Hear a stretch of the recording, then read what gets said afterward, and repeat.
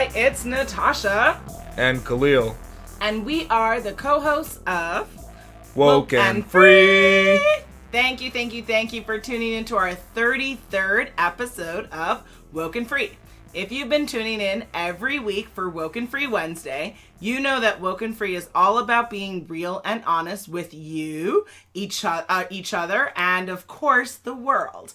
And we talk about anything and everything that is important to us, to you, to everyone on the planet. And of course, nothing is off the table. Now, in this episode, we're getting a little bit deep. We're talking about self-love with a young influencer that we know and love, and her name is Tanaya Cardenales. Before we dive deep into the subject, we first have a couple of ground rules to cover. First, have you subscribed to WokeNFree on iTunes, TuneIn, Stitcher, Google Play, YouTube, SoundCloud, and iHeartRadio? If not, please do. We greatly appreciate your love and support of the show. Secondly, have you shared an episode with a friend or family member? If not, get to sharing. Sharing is caring. Have you hollered us on Facebook, Instagram, and Twitter at WokeNFree? If not, we want to hear from you on social media. For things that's going on in your world, holler at us. And of course, as we shared last week, if you haven't considered reviewing our show and you'd like to, we'd love to hear your feedback. Good, bad, and indifferent. We want to know what you're thinking about each episode and about the show generally. So please do give us a review on all of the platforms that you'll find WokeNFree on. Each week, we like to share a little bit about us before we dive into the topic for the episode. Last week, we shared what was our favorite alien movie. This week, we are going to answer this question. If you had one wish for the world, what would that wish be? So for me, I think that's a really hard question because there's so many things. You could point to technology, you could point to economic things, you could point to a lot of religious things, but at the end of the day, I would say for me, if I could have one wish for the world, it would be for people to be kinder, more compassionate, and more positive.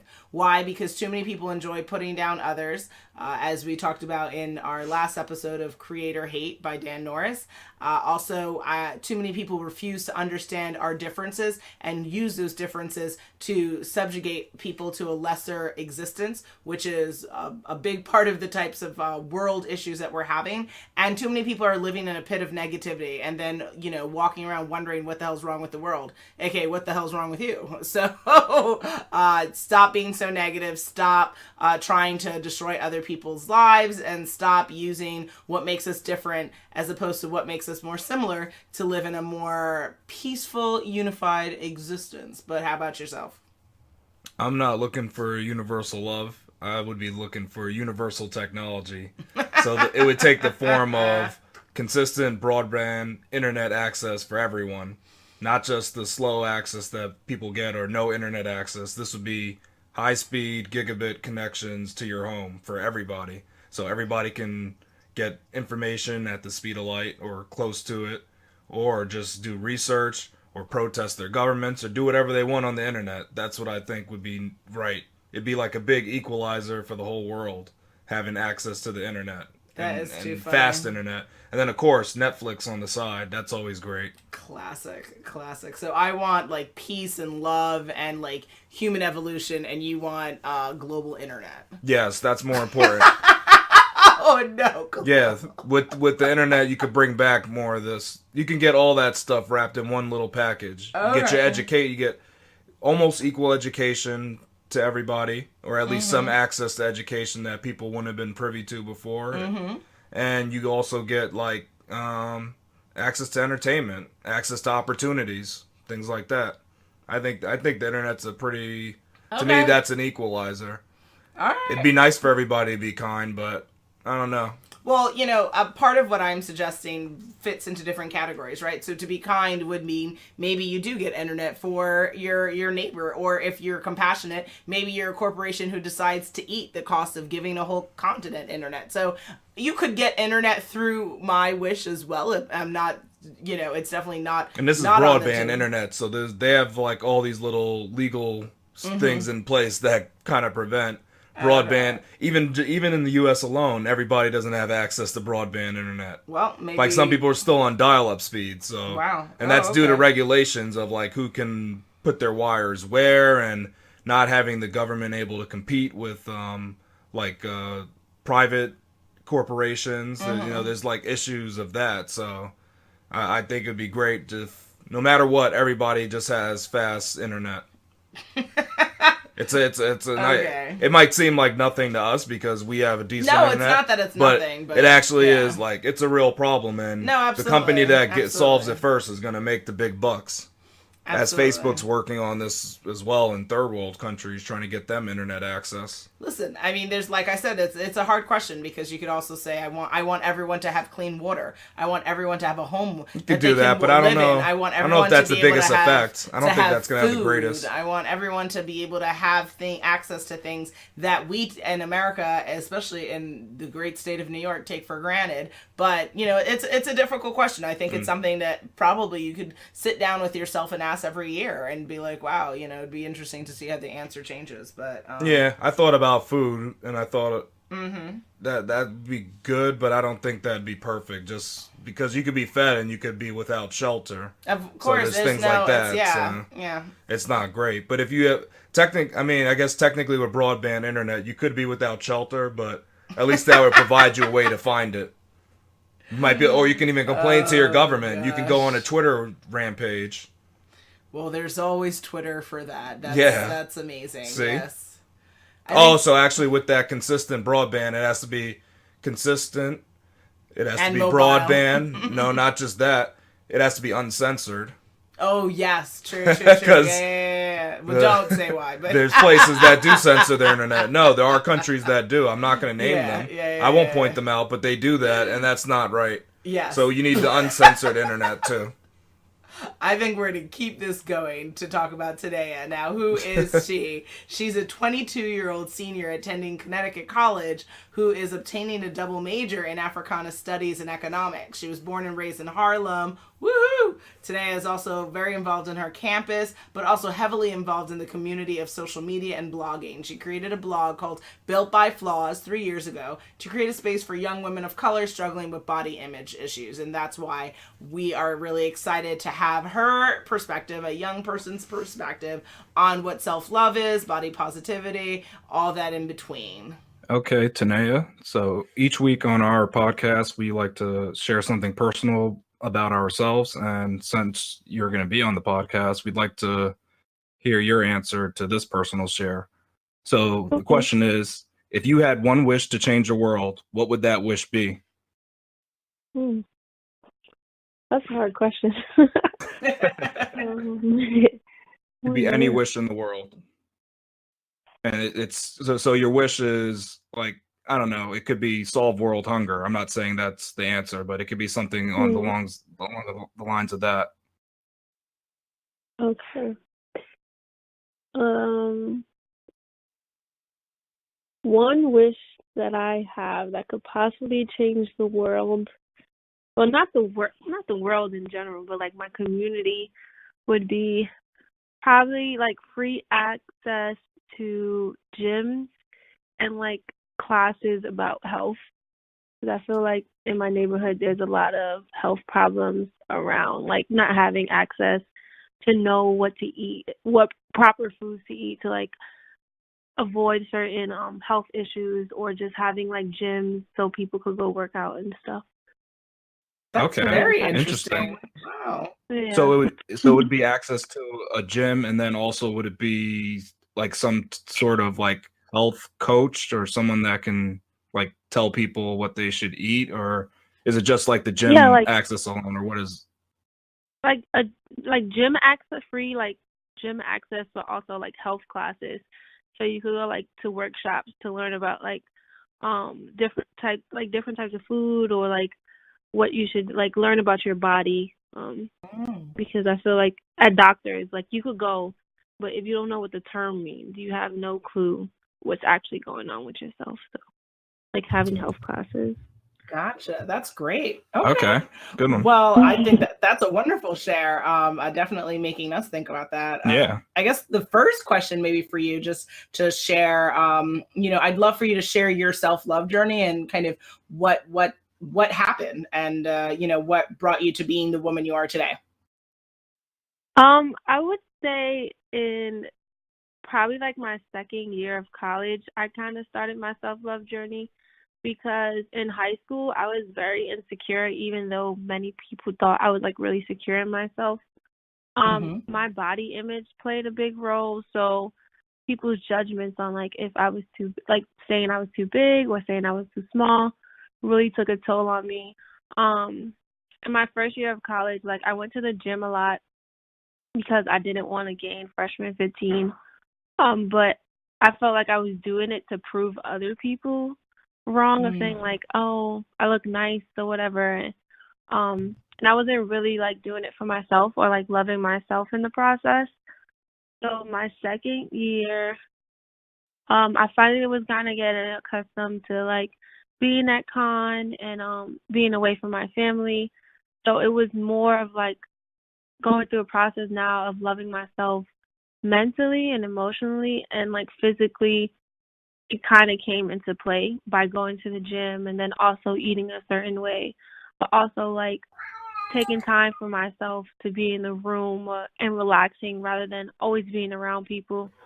So I would say my second year was really when I like took off on my self-love journey, and then I also started my blog Built by Flaws because I knew I was like not the only one going through this, and I knew I probably wasn't the only one struggling with like having flaws of thinking of like my body not being perfect. But from there, it's just been like constant growth and learning and unlearning certain things, like stereotypes or judgments or like being around. Since you live like in college, you live by yourself, and when you go home, your parents and your family kind of know the old you, and they don't know the new person that you are. So like going through that process of like understanding that my parents and my family don't understand who I am, and trying to alter their image of me. So yeah, it takes a lot of work to do that.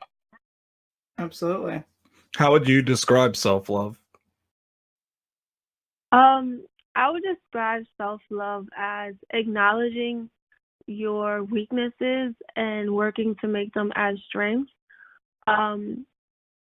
Also taking pride in who you are and kind of being a little cocky because sometimes if you're not like I feel like with cockiness sometimes it comes with like you having confidence in yourself and like you're stroking your ego and you're basically putting yourself on a pedestal to say you're great, but not being too cocky.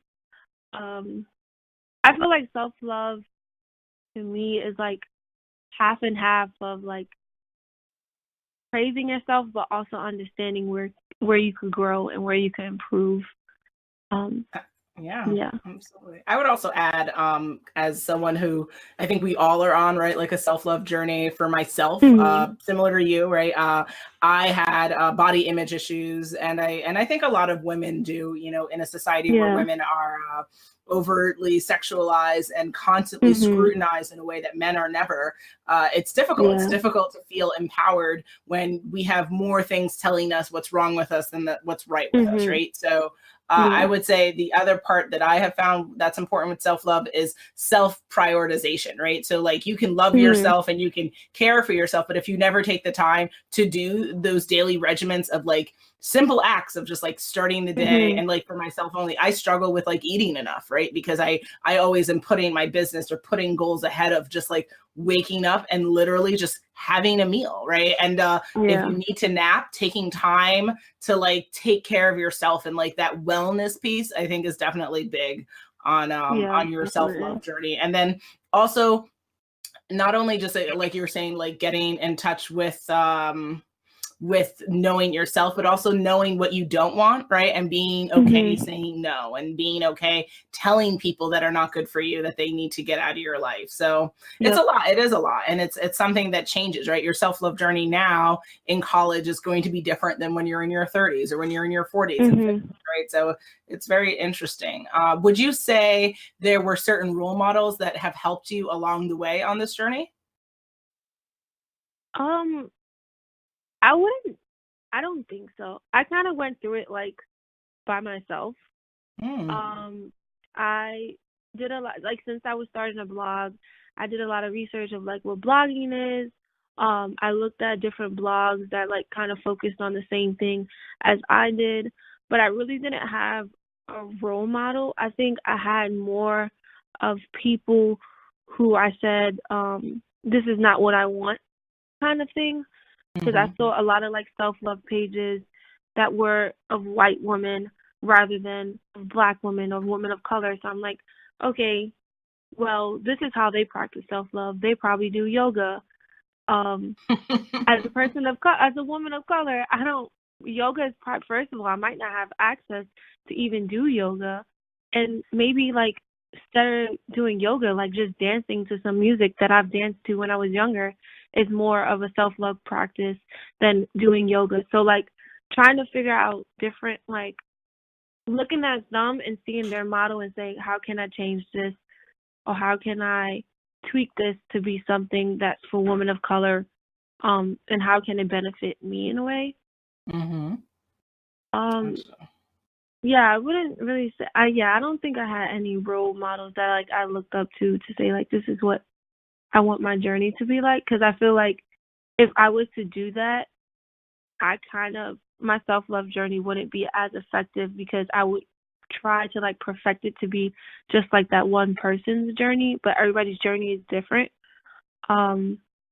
So yeah, I wouldn't say I had a role model. I'm sorry if I just went on a tangent with the question. No, no worries. And also, can you just describe a little bit more because about your blog and like when you started it and what can people see when they arrive on it?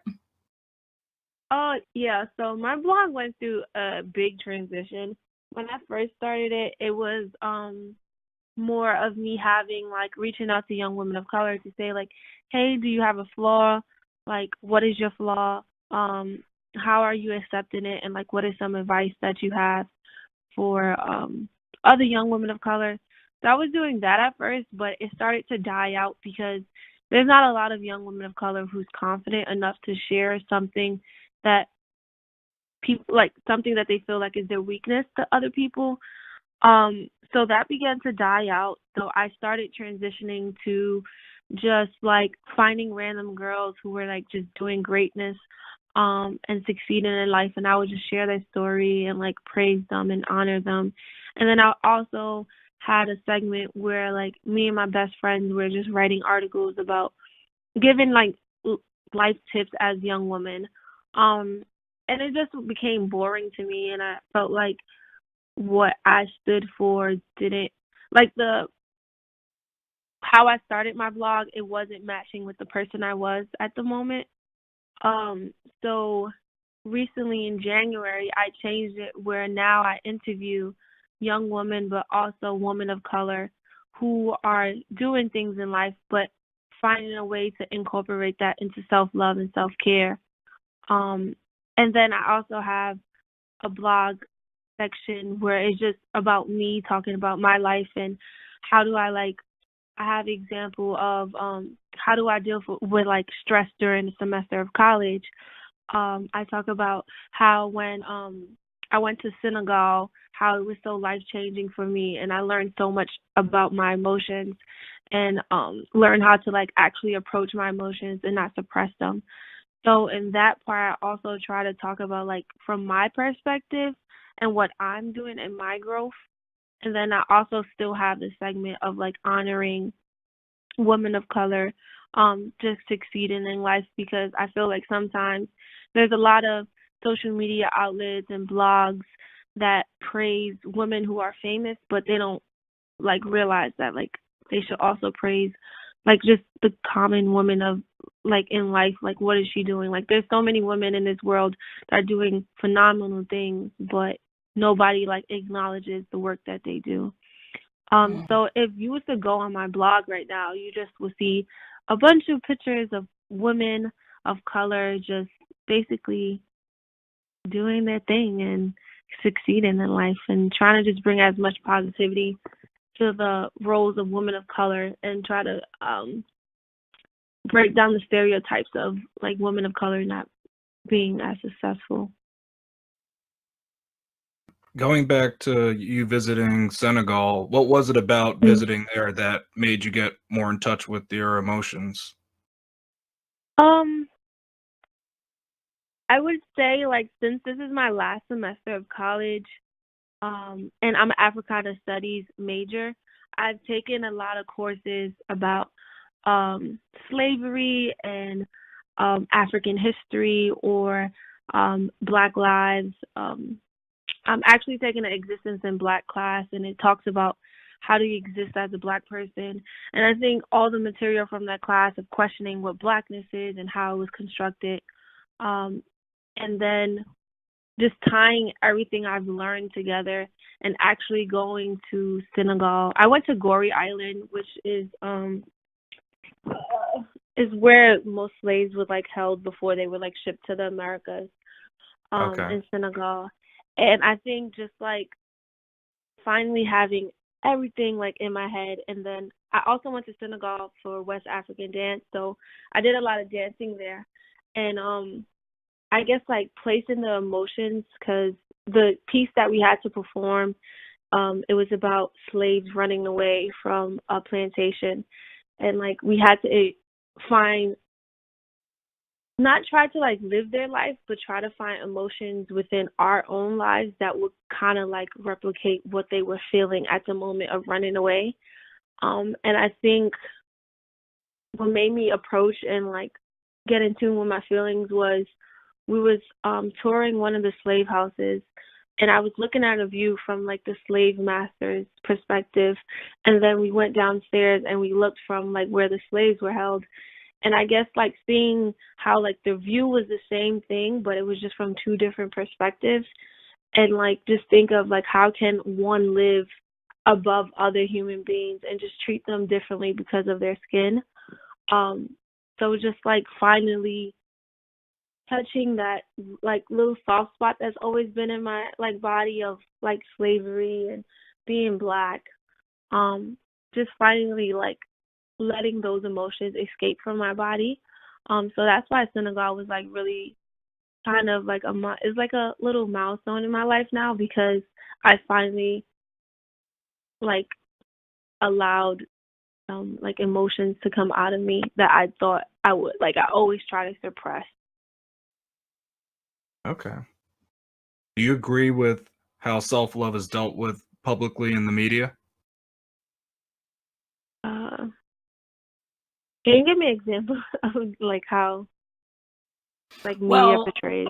you kind of Like spoke on what it do you mean by the earlier. question?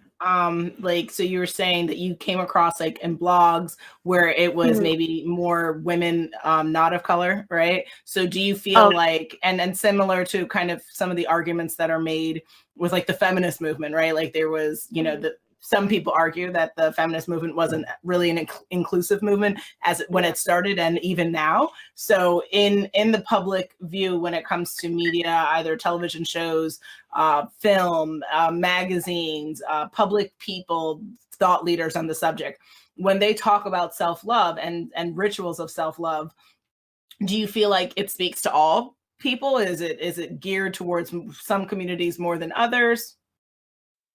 Oh, definitely. Self-love is a luxury. To me, is definitely a luxury. Like the way media portrays it is like, oh, you can do this to practice self-love, such as you go to a spa, you could do yoga, you go out with friends, and it's just like for people in my community specifically, I know like going to the spa is the last thing they'll think about saying that's like self-love. Is like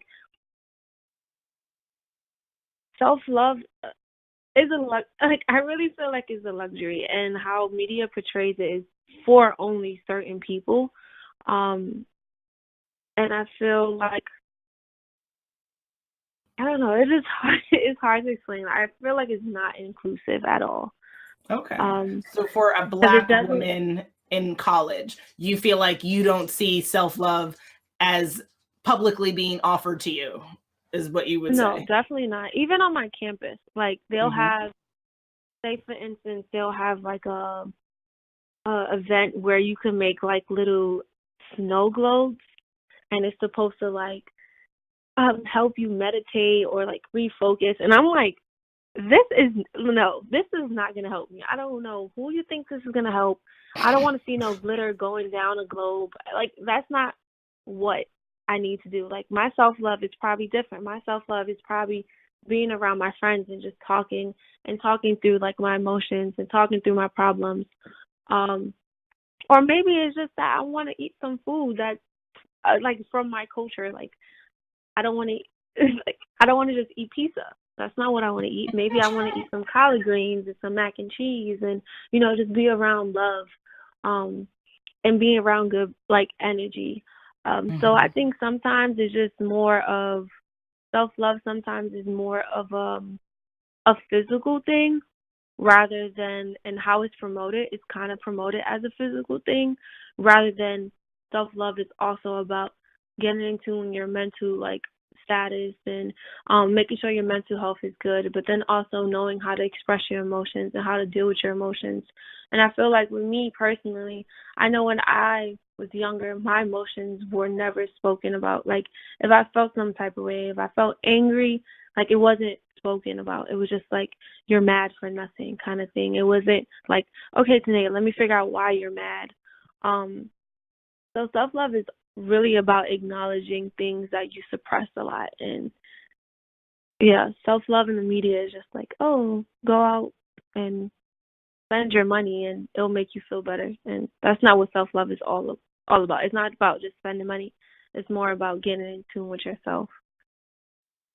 Do you think that culturally minorities actually deal with self-love, or is that important to our community, or do we just kind of like brush it under the rug, as you were kind of speaking on just now?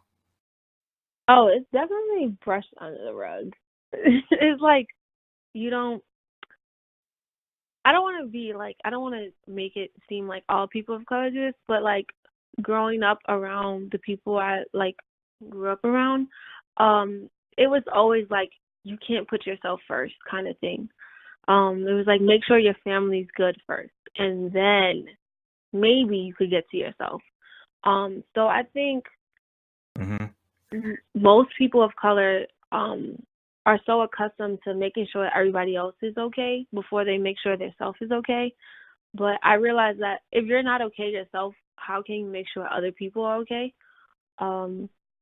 So it's definitely suppressed because you're taught kind of to always make sure everybody else is good before you're actually, like, okay. Absolutely. I agree. I come from I've said it before in the show, two really dynamic Jamaican people, and in Caribbean or Jamaican culture at least. I definitely don't think that self-love is something that's preached. I think that, making sure, kind of like similar to what you're saying in the African American community, of your family is important. And I think for us, I would even beg to say that I think, kind of normalized with the idea of sometimes not taking care of yourself for the betterment of your goals and achievement, right? Because that's very big in our culture, that, like, you must do something with yourself in life, right? You must be doctor, and so, like, making sure that you're hitting these benchmarks of what society would deem successful, and even if that meant, you have no sleep or you don't eat, it's all right, and that's not self-love. That's not okay. But it's a balance, right? So you can't, like, literally live your life just, I'm in love with myself, I'm taking care of myself, and you're not achieving anything. You've got to do things in life. So it's a hard balance, right? Because sometimes, not sometimes, really, rather the greatest things that we do in this life require the most amount of effort, which usually means that you might not sleep the 8 hours a day, that you might not get 3 meals a day or whatever. And so it is a balance. But I would like to see in our community the embracement of having more, not just thought leaders on it, but having platforms and outlets that are offering us tools and resources. Because, like you're saying, the Black narrative is different, right? And even between you and I, right? For you might want to eat, like you said, mac and cheese and collard greens. For me, that's like jerk chicken or oxtail and rice and peas. And I want to drink cream soda. And so there's certain food things as well as also certain activities that might be different. So it would be nice to see more outlets geared towards all different communities that speak to the narrative of who's going to be interested in it, because self-love has a different picture, has a different face for per community. It definitely does. If you could change the public conversation, what would you do or say?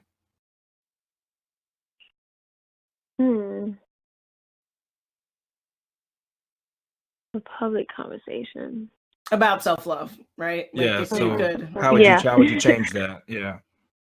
I definitely would try to have the conversation geared towards women of color specifically, but also like changing it is kind of researching different women of color, because like blackness is not just one culture. It's like a mixture of cultures. So everybody else might see self-love differently. So just like making it known that self-love is inclusive and it's diverse and it's not just one narrow thing. And really promoting that it's about like your mental as well. And it's not just what you physically do, but I feel like with self-love, it's really important to work on your mental before you get to the physical part. Because you could get to the physical, you could change the physical. For example, like my first year of college, my problem was I was trying to physically change my body. I wanted to be smaller, but like mentally, when I still looked in the mirror and I saw myself, I still was the same girl I was trying not to be. But then when my second year of college, I started working on my mental of saying like, okay, like how can I process the fact that like why don't I like my body? What is it that's affecting me? Why am I allowing like social media and seeing in social media models? Why am I letting that affect me? Like let's see what the root problem is from inside, and then let's work on the physical. So just changing the narrative of like self-love being physical when it comes to the sense of body image, because that's what's like self-love to me is like about me personally is body image, because that's what I've struggled with. Somebody else might be struggling differently than that. So if I was to be able to talk about the public narrative of self-love, I would talk about it in the frame of body image and how it comes before you change your body, you have to change your mentality about your body. Absolutely. I actually want to ask a question. So, I know you're still, finishing up college, so you're still young, but we all learn things along the journey, right? And so, at this age now, if you could go back and give yourself advice with what you know now, when would you go back? Like, how old would you be, and what would you say to yourself? I would give advice to my 9th grade self, and the advice would be talk to your mom. Aww. And the advice would be talk to your mom, because in 9th grade, I was like literally, I wouldn't eat. Like I would starve myself, and my mom would always yell at me, and she didn't understand like exactly what I was going through. And I think if I spoke to her at that time, it would have been a little bit easier for me, because once I got to college and I told her everything, like she cried and she's like, "Why didn't you tell me? Like I didn't know you was going through this, and I didn't know how you felt." So I would definitely tell my 9th grade self, talk to your mom and tell her how like what you're going through. I love that. Oh, shout out to mom. Yes. That's my best friend. That's my first best friend. It always will be. Oh, sweet. All right.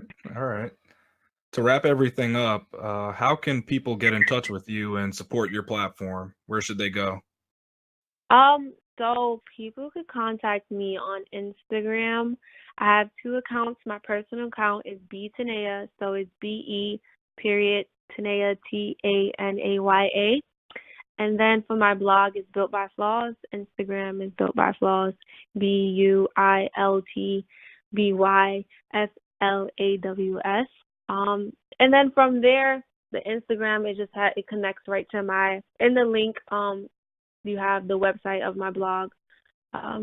Yeah, I'm always free to. I'm always checking DMs, so I answer as many questions as I can because I know that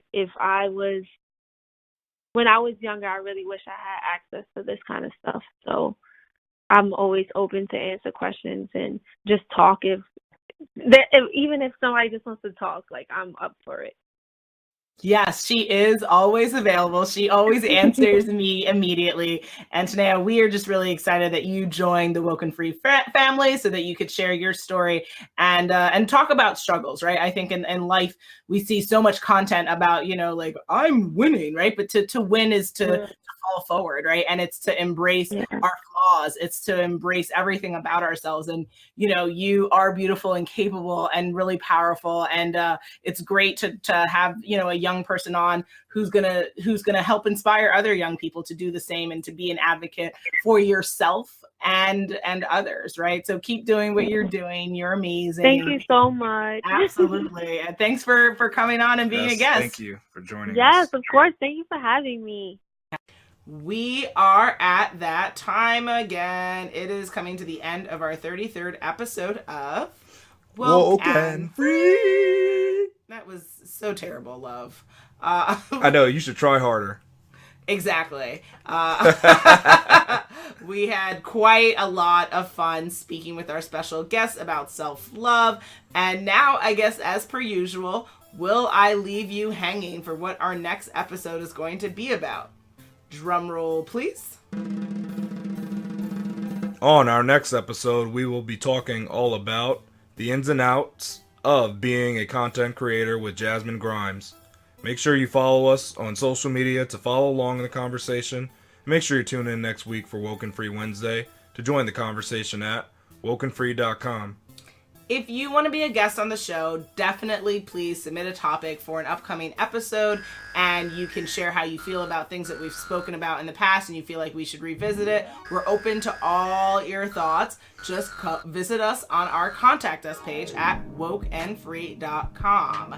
And of course, I say this every single week, we would love to hear from you on social media. Hit us up on Facebook, Instagram, and Twitter at WokeNFree. And then, of course, as well, if you have a scenario that you feel like you want to run by us and you want it to submit it for our scenario times, definitely go to the contact us page on WokeNFree.com to submit your scenario, and we can talk all about it and you can join the conversation.